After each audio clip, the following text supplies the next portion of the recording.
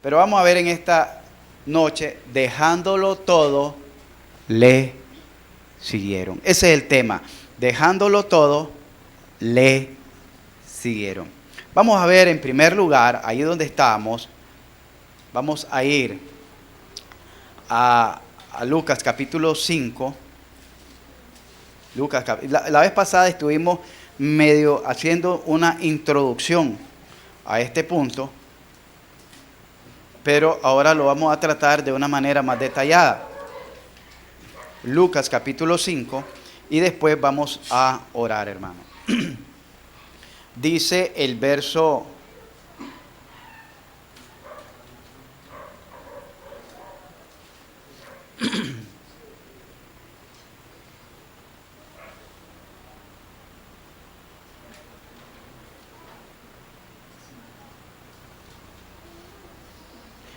27, versos 27 y 28. Versos 27 y 28. Vamos a ver que la leer ahí la palabra, honrando al Padre, al Hijo y al Espíritu Santo. Dice así: después de estas cosas, salió y vio a un publicano llamado Leví, sentado al banco de los tributos públicos, y le dijo: sígueme. Y dejándolo todo, se levantó y le siguió. Amén. Solo le pedimos, Señor, que nos llene de su gracia, de su favor y de la dirección sabia de su palabra, y que a Él sea la honra y la gloria por los siglos de los siglos. En primer lugar, hermanos, cuando Jesús predicaba, dice que la gente se agolpaba para oír la palabra de Dios. Eso está en el versículo 1 del capítulo 5. Se agolpaba para oír la palabra de Dios. Y miramos que aquí está comenzando prácticamente Jesús su ministerio como iglesia, porque es cuando comienza a llamar a sus primeros discípulos. Y qué interesante que Jesús no anda llamando a vagos. Oiga bien, Jesús no llama a vagos. Jesús no llama a perezosos. Jesús no llama a gente indiferente. Jesús llama a gente que está ocupada, que le gusta trabajar, a gente que le gusta hacer algo. Porque hay gente que no hace nada. Jesús llama a gente que está ocupada, porque tenemos el concepto de pensar, es que no puedo porque estoy ocupado, como hacer algo para el Señor. No puedo porque estoy ocupado. Es que Dios no anda llamando a gente vaga. Precisamente si está ocupado, por eso es que Dios te llama, porque Dios llama a gente ocupada. Gente que está trabajando, gente que está haciendo algo que marque la diferencia, algo productivo. Porque se tiene la tendencia, y eso lo miramos en 2 Tesalonicenses, que estuvimos estudiando, en el capítulo 3, en 1 Tesalonicenses, capítulo 3, cuando habla acerca del desorden, que había muchos que andaban desordenados, no trabajando, y querían que la iglesia los mantuviera. Y Pablo dice: no, porque nosotros no anduvimos desordenados, le enseñamos el orden, le enseñamos cómo deben de andar ordenadamente. Y al que no ande ordenadamente, deséchenlo, no se junten con él. Y aquel que no trabaja tampoco que coma. Oiga, qué interesante, porque han tomado muchos la fe como fuente de ganancia propia, como fuente de riqueza, como fuente de ociosidad,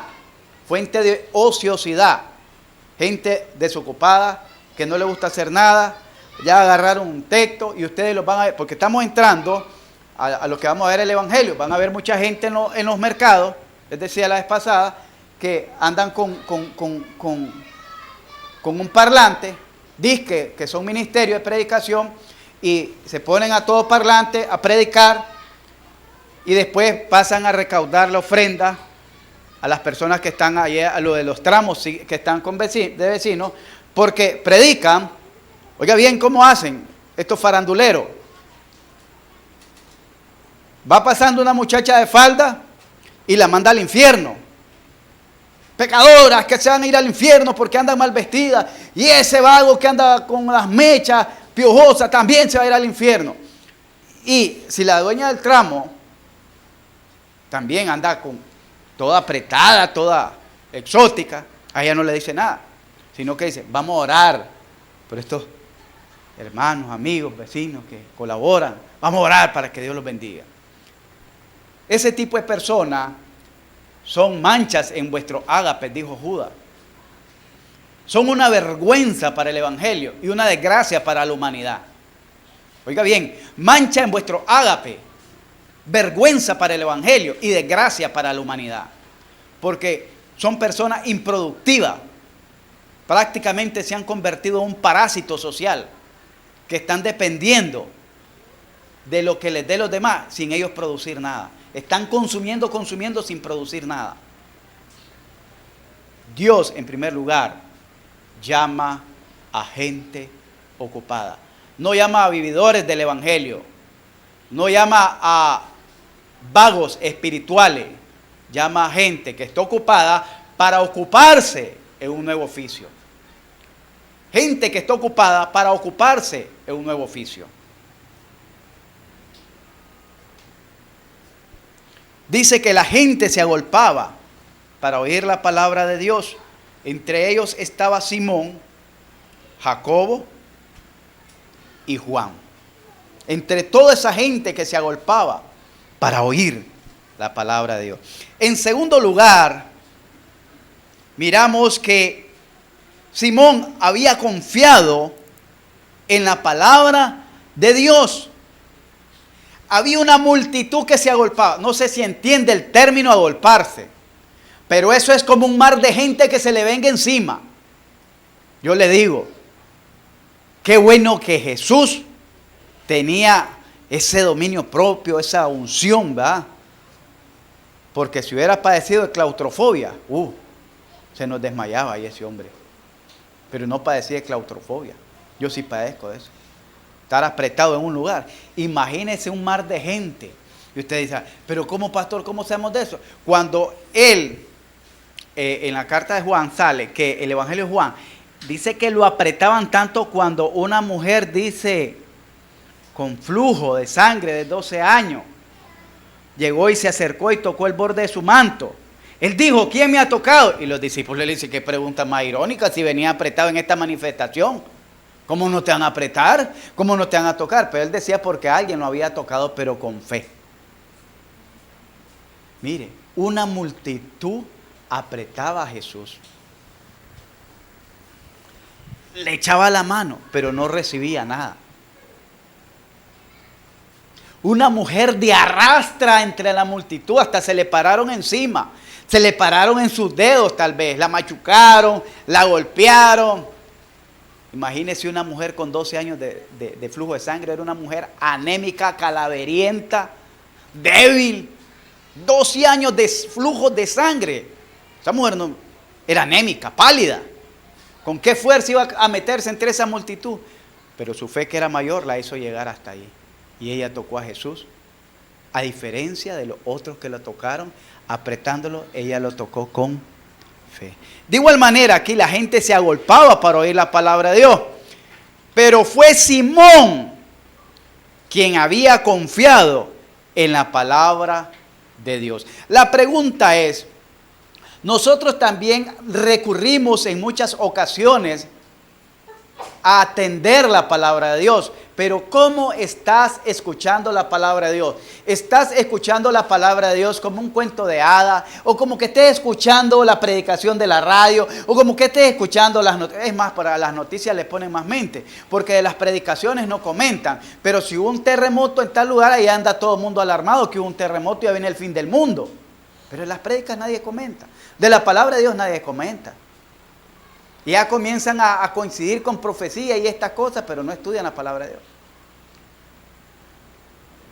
Del fútbol, de la liga que está ahorita, todos comentan, los varones, la mayoría de los varones, más los jóvenes, pero también los varones, comentan, y hasta muchas damas.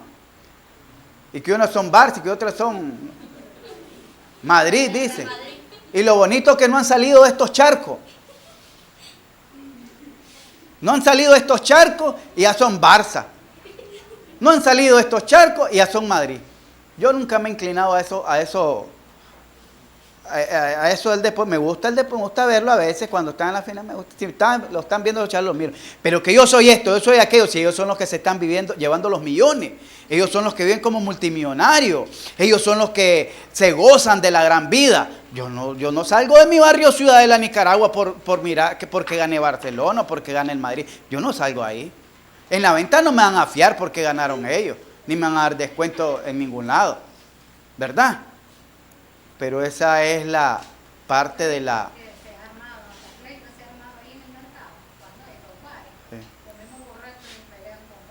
Esa es parte de la idiotez humana.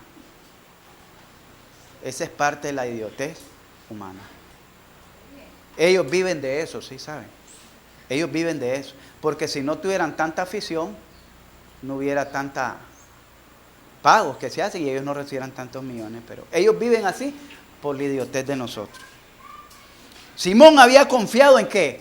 En la palabra de Dios. En el verso 5 dice, respondiéndole Simón le dijo, maestro, toda la noche hemos estado trabajando y nada hemos pescado. ¿En qué? ¿Más en qué dice? ¿Lo tienen ahí?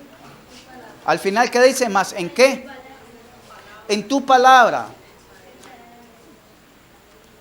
El problema es que queremos entender la Escritura desde una perspectiva humana. No funciona. Tampoco la va a entender desde una perspectiva racional. Mi raciocinio, como yo la entiendo, como yo la quiero entender, como yo la quiero interpretar. Tampoco. Tampoco la va a entender desde una perspectiva filosófica, aplicándole sabiduría, o tampoco la va a entender espiritualizándola. Sí la vamos a entender desde una perspectiva espiritual, pero no espiritualizándola. Porque si usted la quiere espiritualizar, le va a decir ahí, es que el diablo y sus legiones de demonios se habían llevado los pescados. Entonces Jesús vino, reprendió a los demonios y liberó a los pescados de los demonios que lo habían llevado. Eso es espiritualizar la palabra de Dios. Pero miramos que lo que encontramos ahí es que tal a como Jesús se le había dicho la palabra a Simón, ¿qué es lo que le había dicho? Boga mar adentro y echad vuestras redes para pescar. Esa fue toda la palabra que le dio Jesús a Simón. No le dio más. No le dio explicaciones.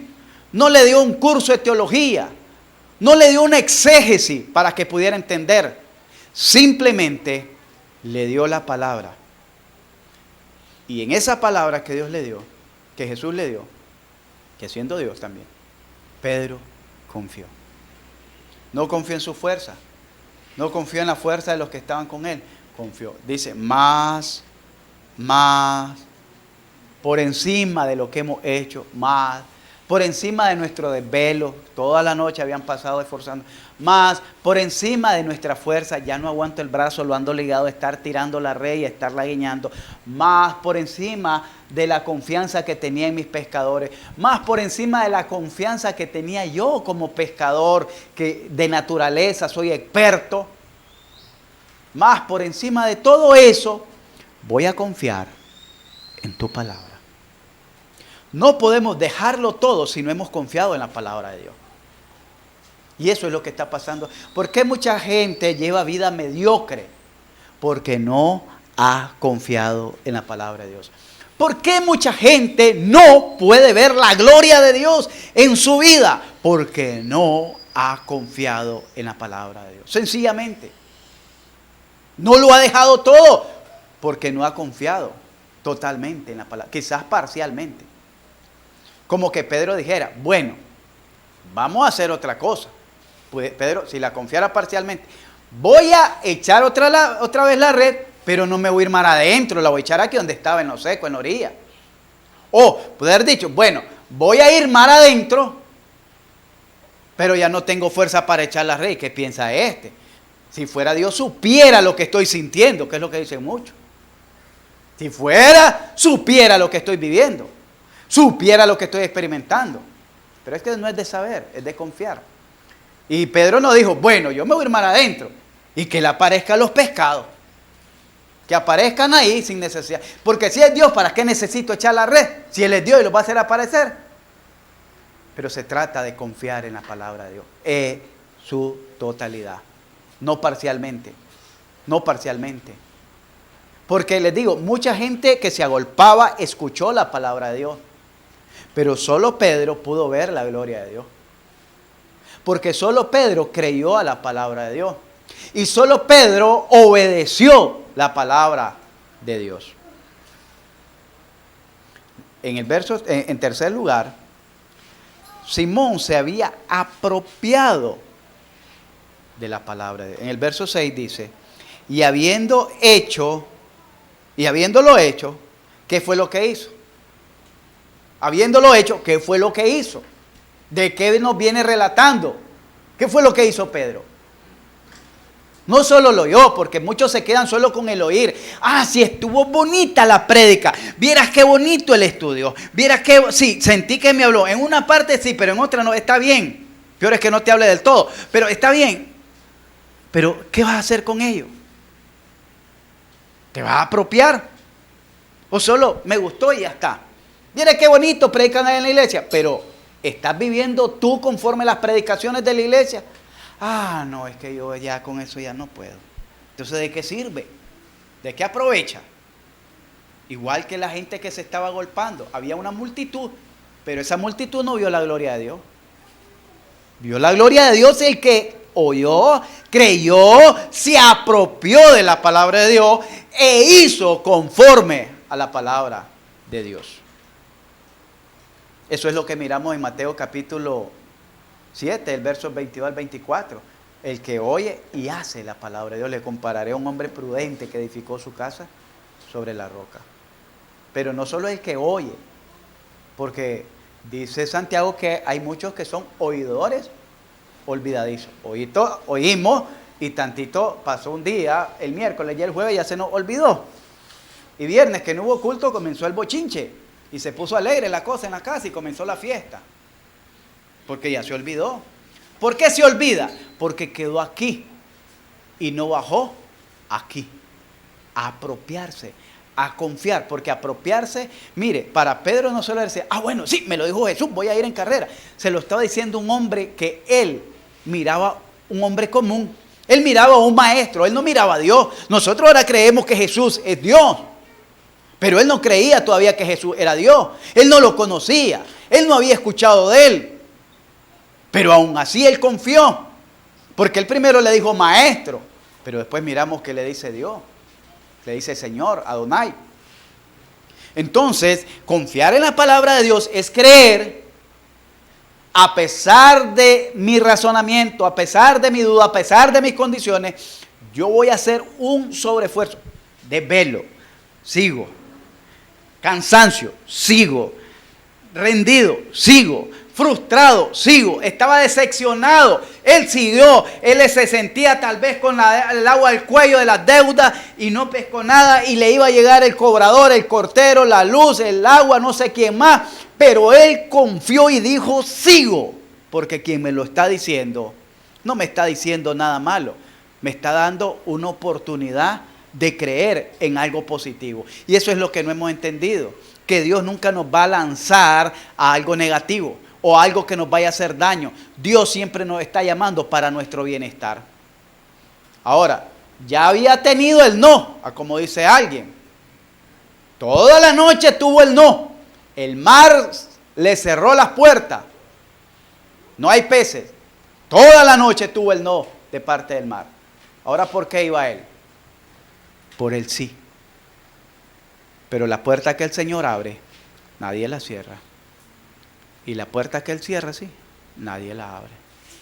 Él confió en la palabra, se apropió de ella y dice la Escritura en el verso 6, y habiendo hecho, la fe, hermano, no está relacionada a una fe mística, a una fe ideológica.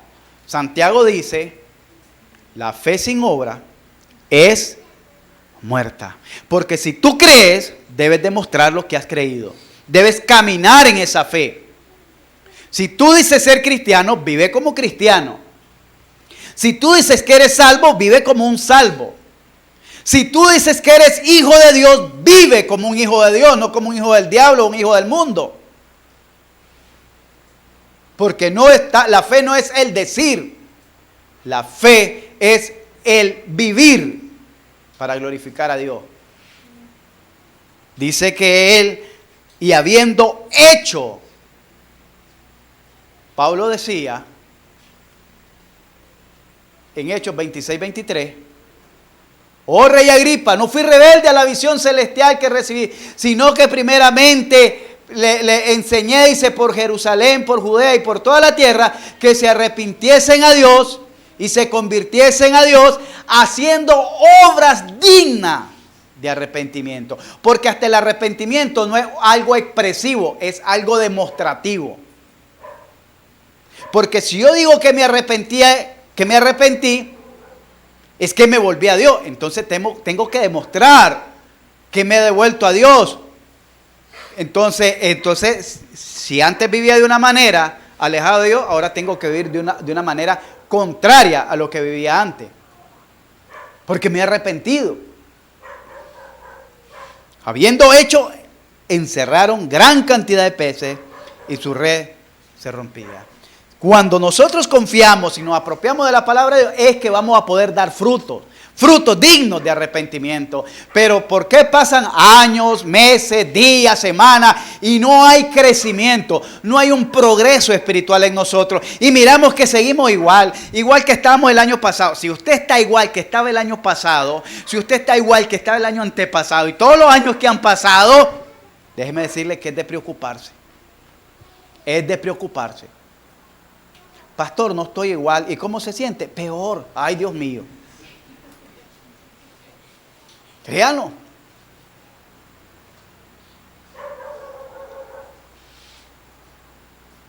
Hay gente que dice que le va peor ahora que está en la iglesia que antes que no estaba en la iglesia. No es que le va peor, sino que cosas que antes eran permisivas y las miraba como natural, hoy no las puede hacer. Ya no se puede relacionar con los vagos que se relacionaba. Ya no puede parrandear como parrandeaban. Ya no puede chismear ni pelear como peleaban. Entonces dice, me va peor. No es que le vaya peor, sino que hay un cambio de vida. Cambio de naturaleza, pero no es que le vaya peor. Simón reconoció su condición espiritual ante Jesús. La pregunta es, ¿alguna vez usted se ha sentado, se ha arrodillado y se ha puesto a platicar con ese Jesús, con ese Salvador, con ese Redentor, y le ha dicho a usted todo lo pecaminoso que ha sido en su vida?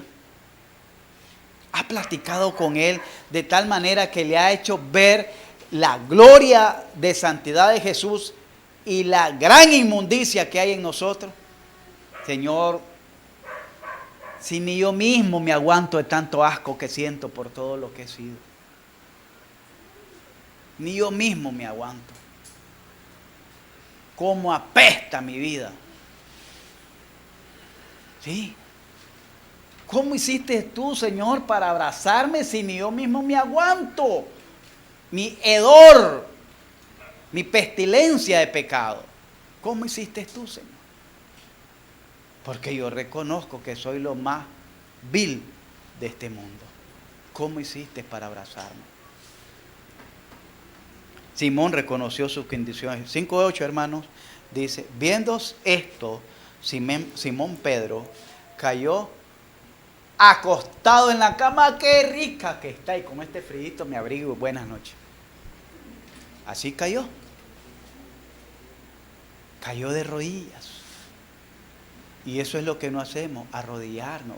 Y Filipenses capítulo 2, creo que el verso 9 dice que ante Jesús toda rodilla se doblará y toda lengua confesará que Él es Dios, que Él es Rey de Reyes y Señor de Señores. Pero ¿cuántas veces usted se ha arrodillado ante el Señor? ¿O cada cuánto se arrodilla ante Dios? Es más, en estos jóvenes, ¿por qué yo miro que estos jóvenes no progresan?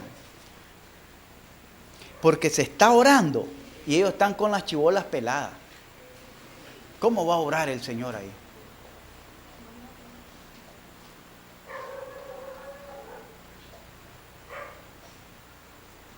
Y a veces hasta en los adultos.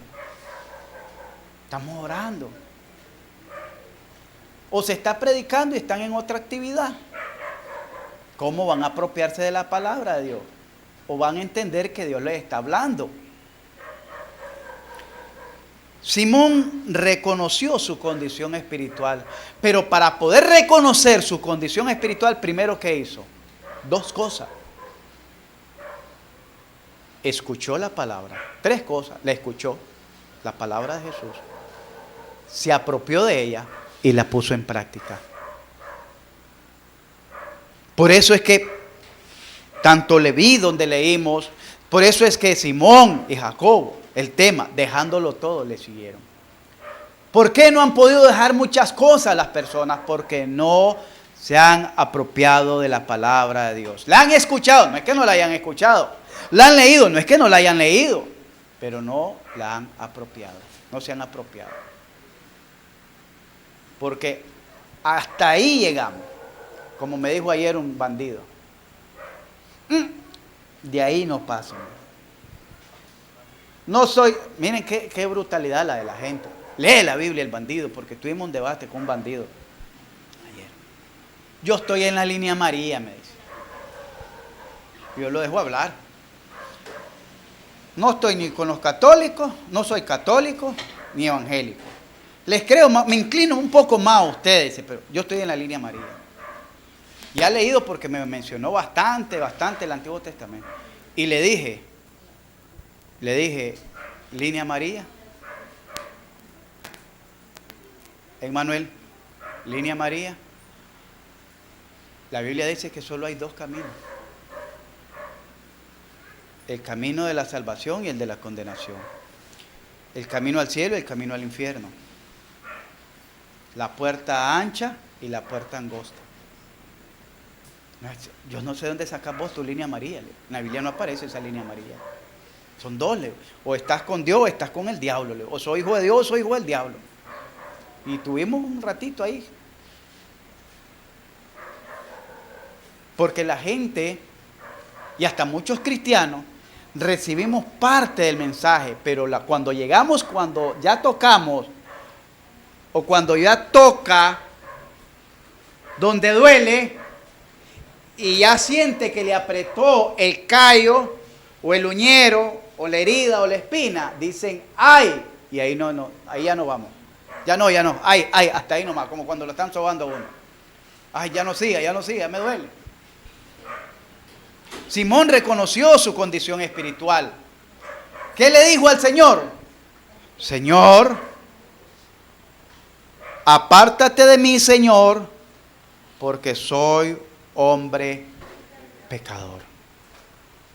Pero también Simón entendió el llamado que Jesús le hizo.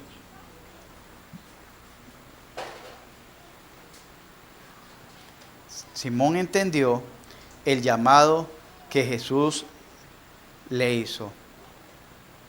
Jesús le hizo un llamado. Versos 10. Y asimismo de Jacobo y Juan, hijos de Zebedeo, que eran compañeros de Simón, pero Jesús dijo a Simón, no temas, desde ahora serás pecador de hombre. Así dice, pecador de hombre. Porque eso es lo que le decimos cuando andamos evangelizando. No se preocupe, yo también soy pecador, todos somos pecadores. No, usted es pescador, no pecador de hombre. Pescador, ¿qué quiere decir eso? Dios nos está llamando, Dios lo llamó a una función. ¿Qué estaba haciendo Pedro, dice? Estaba dormido. Estaba oyendo la radio, acostado con el abanico. estaba trabajando y estaba de la manera más agotada que nos podemos imaginar, sin fuerza, sin ánimo, pero de ahí le dijo el Señor, vas a hacer esto, y donde confía en la palabra de Dios y mira la gracia de Dios en su vida, él se rinde ante Jesús, y Jesús le dice, ya no vas a ir a pescar, vas a ir a buscar hombres. Hermanos, Dios nos llama también a hacer una función aquí en la iglesia. Dios nos llama a ejercer una actividad aquí en la iglesia. El problema es que nosotros nos hacemos los sordos. Nos hacemos los sordos y estamos esperando que haga lo del sapo y el mono era. Cuando se terminó el hielo en la fiesta de la selva. Cuando se termina el hielo en la fiesta de la selva, el Rey León dice, bueno, hay que ir a buscar el hielo. Todo el mundo se quedó callado. Todo el mundo se quedó callado. Bueno, vamos a ir a buscar el hielo. Nadie buscó cómo hablar. ¿Quiénes quieren ir a buscar el hielo? Nadie levantó la mano. Entonces dijo el Rey León, bueno, vamos a llevar a los dos más feos.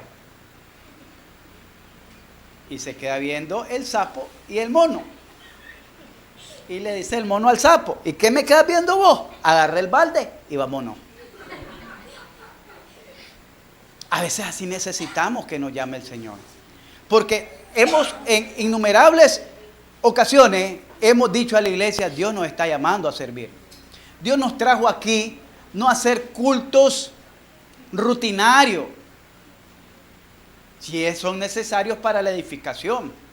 Pero aquí se entrena para que usted vaya a pelear a la calle. Oye, pero no a pelear, a agarrarse con los vecinos, a pelearse con el diablo que quiere llevar la alma, a la guerra espiritual. Dios nos llamó aquí con un propósito, a todos, con un propósito. Simón tomó una decisión radical, verso 11. Y cuando trajeron a tierra la barca, ¿qué hicieron ellos? Dejándolo todo, le siguieron. La pregunta es, ¿usted va a ser como los de la multitud, oidor olvidadizo, o como aquellos que entendieron la palabra de Dios, creyeron a la palabra de Dios, confiaron a la palabra de Dios, se apropiaron de la palabra de Dios y ejecutaron, vivieron con la palabra de Dios? Solo de esa manera es que Pedro pudo haberlo dejado todo. Lo mismo Leví, por eso les digo, el Señor llama a Leví cuando lo ve en el banco de los tribunos y le dice, ven y sígueme. Espérame, le dice, voy a ir a enterrar a mis muertos. No lo dejó todo. Espérame, voy a ir a probar una yunta de bueyes. No lo dejó todo. Espérame, es que mi hermano se casa. No lo dejó todo. Leví dice, y dejándolo todo, se levantó y le siguió. Dios no quiere sobras. Oiga bien, Dios no quiere sobras de nadie, porque Dios no necesita de nosotros. Nosotros necesitamos de Dios. Dios no quiere migajas, porque de migajas se hartan los perros. Eso lo dijo el Señor, no vayan a creer que lo estoy diciendo yo, ahí en la Biblia. Cuando el Señor, la mujer sirofenicia fue a pedir un milagro al Señor, le dijo el Señor, no es bueno dar el pan de los hijos a los perrillos. Y la mujer sirofenicia le dijo, Señor, pero ¿dónde las migajas que caen de la mesa de los amos comen los perros? Mujer, es grande tu fe, porque creíste, te sea hecho. Dios no acepta migajas.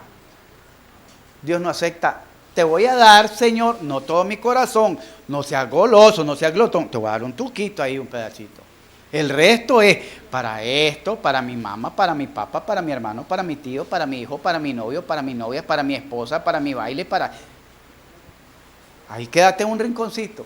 Entonces al Señor lo mandamos al fondo del patio, del corazón, y con Satanás hacemos la fiesta en la sala.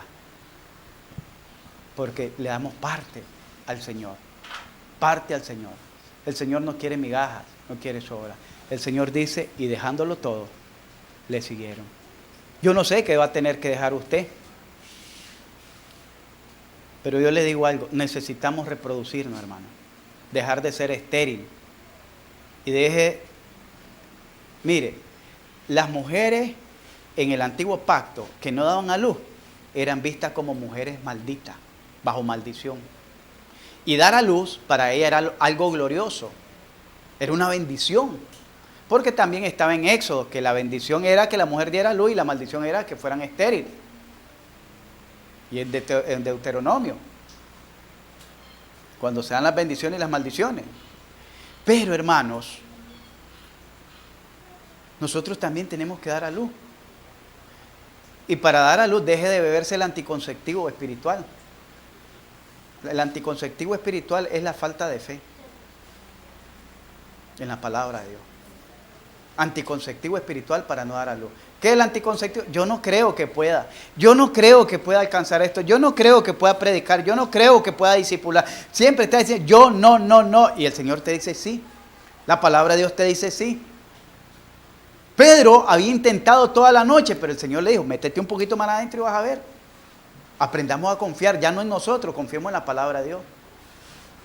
Que estos meses que nos queda del año, cada uno de nosotros podamos reproducirnos con uno más. Oiga bien, con uno más. Esa debería ser nuestra meta para terminar este año. Y no terminar como los años anteriores, que no hemos pasado de lo mismo. Terminemos este año, pero para eso tiene que creer en la palabra, apropiarse de la palabra y caminar en fe con la palabra, comenzar a actuar con la palabra. Y dice, abandonándolo todo, dejándolo todo, le siguieron. Necesitamos dejar muchas cosas, muchas comodidades, muchas dudas para poder caminar en esa fe. Pongámonos en pie, vamos a orar. Vamos a orar. ¿Me dijo el nombre del niño, hermano? Sí, Jonathan. Jonathan, bien.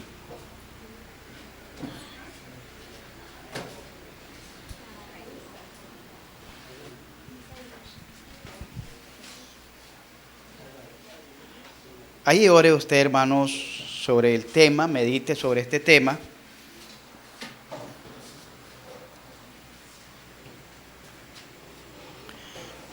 Pregúntese, ¿es usted parte de aquella multitud que escuchaba la palabra solamente? ¿O es parte de aquellos que se han apropiado de la palabra, pero todavía no ha logrado alcanzar esa pesca?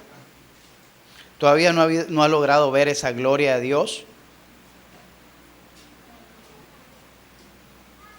¿Todavía no ha logrado reproducirse en otro? No ha formado su discípulo. Quizás necesita dejar algo. Algún afán, algún orgullo, alguna pena, que es sinónimo de orgullo también. ¿Alguna duda que tenga sobre sí mismo? Tenga que abandonar quizás su forma de pensar, de creer cómo se hacen las cosas. Pedro había usado su razonamiento de cómo creer que podía lograr, pero no había logrado nada hasta la fecha. Hasta el momento en que se apropió de la palabra de Dios y humildemente se postró ante Él y le dijo, Señor, apártate de mí porque soy pecador. Pedro necesitó ver la gloria de Dios, pero para ver la gloria de Dios tuvo que confiar en su palabra. ¿En qué estás confiando tú? Pedro había confiado en los compañeros que iban en la barca con él, pero ninguno había logrado hacer nada. Pedro había confiado en sus redes, pero sus redes se rompían y regresaban vacías. Ahora es necesario confiar en la palabra de Dios. Por tu palabra lo haré, Señor. Dígale a Dios, por tu palabra lo haré. Quizás usted pueda estar batallando también con alguna necesidad. o estar atravesando algún momento difícil en su vida cristiana, en su vida familiar, con sus hijos, con su marido, con un vecino, problemas económicos quizás. Pero el Señor te dice que crea en su palabra. Si crees, verás la gloria de Dios. Abandónate al Señor. Deja todo por la causa de Cristo y verás la gloria del Señor. El Señor te llamó a ser pescador de hombres. ¿Cuánto has pescado hasta el día de hoy? ¿Cuánto has pescado en los años, meses o días que tienes de ser cristiano? El Señor te llama a retomar ese ministerio, esa responsabilidad, esa obra maravillosa. No seas de los que solo escucharon la palabra de la multitud y no hicieron nada con ellos. Sé de aquellos pocos que el Señor en una ocasión les dijo: a vosotros, manada pequeña, al Padre le ha placido daros el reino de los cielos. Sé tú de esa manada pequeña que está haciendo todo por la causa de Cristo. Está dejando todo por la causa de Jesucristo. Gracias, Señor. Ruego que te glorifiques en cada hermano, en cada hermana, en cada familia representada. En Jonathan, que fue llevado de emergencia al hospital, posiblemente una intervención quirúrgica en la vesícula o en el apéndice. Señor, rogamos, mi Dios, que tu mano sanadora sea con él y tu gracia salvadora sea con él, con su papá y el resto de la familia. Tu salvación lo alcance, Señor, para gloria tuya. Señor, te pedimos que seas tú glorificándote en la recuperación de la sanidad de Jonathan, que tal vez sea algún problema de colitis y que no le hagan ninguna cirugía, porque perder uno ya de sus miembros del cuerpo a temprana edad también es complicado. Oramos por él, Señor.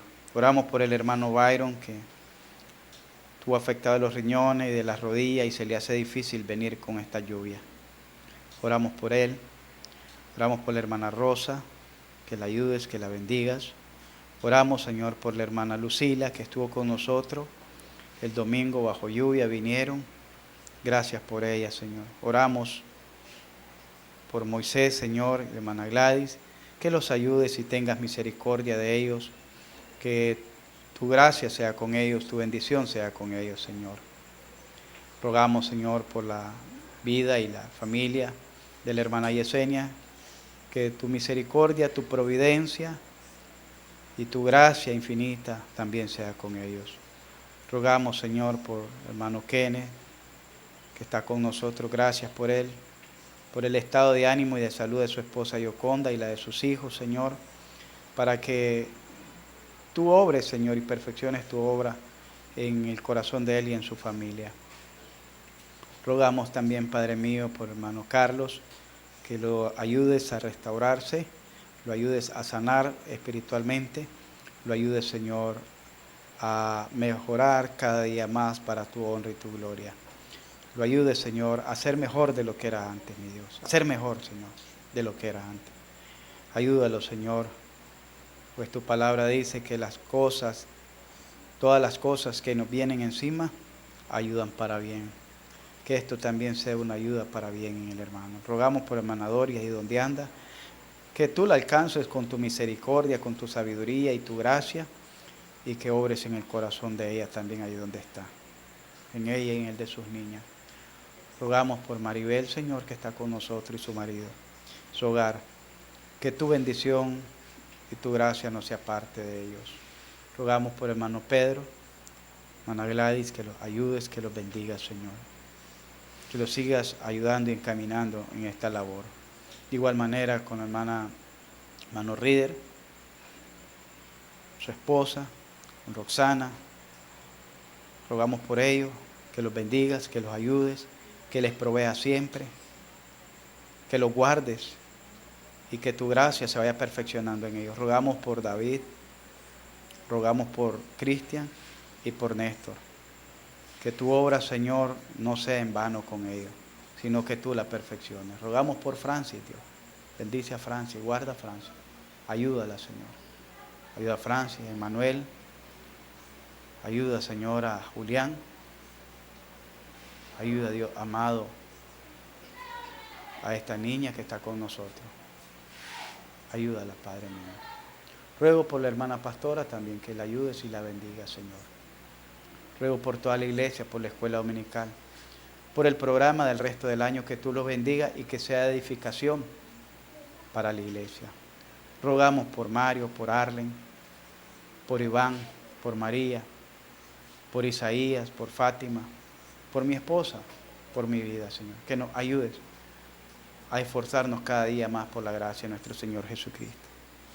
Rogamos por nuestros niños, que los guardes de toda enfermedad y toda pestilencia, por todos los niños de la iglesia. Rogamos por la escuela dominical, rogamos por el evangelismo, rogamos por la actividad del domingo, la actividad, Señor, de compartir, y la cena del Señor, para que todos participemos de ella. Para tu honra y para tu gloria te lo pedimos, por Cristo Jesús. Amén.